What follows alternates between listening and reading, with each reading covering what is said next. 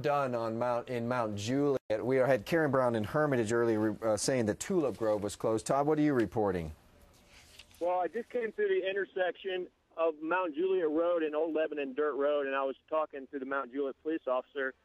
They're getting ready to close Mount Juliet Road down at the Old Lebanon Dirt Road intersection because the flooding is up over the road. There's already been 2 cars that have been stranded when they tried to cross through on Old Lebanon Dirt Road. So that's not a real uncommon occurrence there. That happens. Right. It doesn't usually get that high where they have to close the road, but it can, in that general vicinity, come up over the roadway.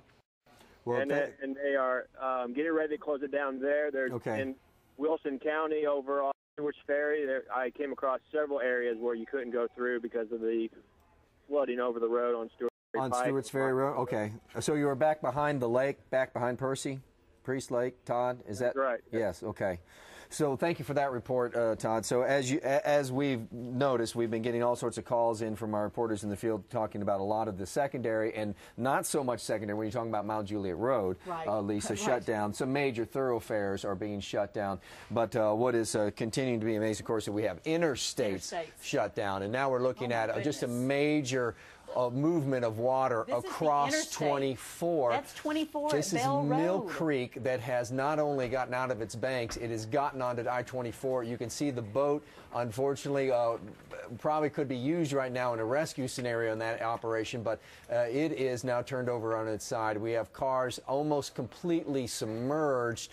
And it is now, looks like, Dave, it's pretty much on both sides, though it continues to be worse on the west. Yeah, that wall's still holding. We see the water leaking underneath it, and in other spots it's not as bad. That's a mobile home moving down the interstate. It is moving. Yeah, that was on a trailer, and now it is being relocated to Mill Creek drainage area. Yeah. Oh, my goodness. We can see. And look, it just hit that truck. Yeah, it is. It's going to drag some cars with it, I imagine, because of the weight behind that, if it continues to hold together. Do you think that was moving down the interstate, or do you think that was a home that may have been impacted? I imagine it was on the interstate, Lisa, because you see the sign that on there. Normally they're wrapped when they're moving through, when they're being transported, but that is, well, now that's something you don't see often.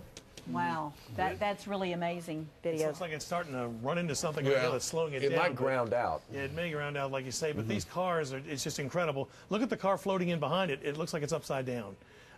This is just incredible. I really hope to God that all these people got out of these cars safely before these cars were submerged. Look at that one. It's upside down, about to run into that mobile home. This is so dangerous. This is a river running down I-24. It is, absolutely. So anybody want to guess? Is it 5 feet deep, 6 feet deep? I'm thinking it's 6 feet. I'm thinking it's somewhere between that 5 to 6. Look at the mobile home now. It's sinking. Now, well, there's no way that structure can handle that weight load from the moving water. So we're going to watch it disintegrate here. Yeah, maybe it's falling off. Oh, there it goes right there. Look. It's just going to be peeled apart. It is. That's absolutely incredible. So we're watching this live on a federal interstate. This is I-24 near Bell Road. Yeah, this is Mill Creek that hasn't been like this since '79, and obviously I think this is going to surpass '79. I'm just guessing because I don't think it got the interstate. I'm not sure if the interstate was hit this hard in '79. I don't think so. We just watched that mobile home completely disintegrate in seconds on I-24 just west of the Bell Road area, and this is where we've had problems for a good 2 hours now with flooding, and cars are now just rushing down the interstate out of control without, I mean, that's just amazing. We just watched that mobile home get pushed down, another car upside down ran into it and just tore it apart. Look at this current. Now, we're looking up further on towards, I guess, towards Nashville now. There's the creek. That's the creek itself. Yeah, Mill Creek itself. So it is widened out there at the interstate, and now